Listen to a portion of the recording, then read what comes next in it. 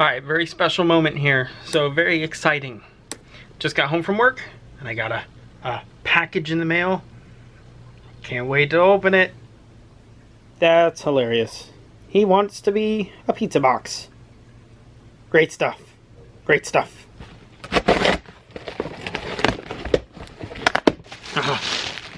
A little foreshadowing. It says air.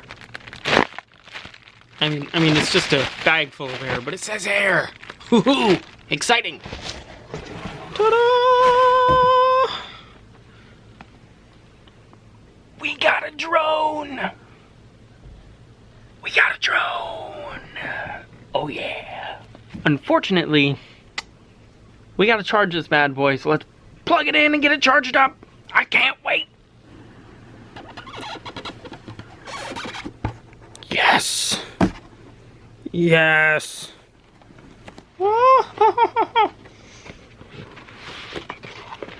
Oh, it's beautiful!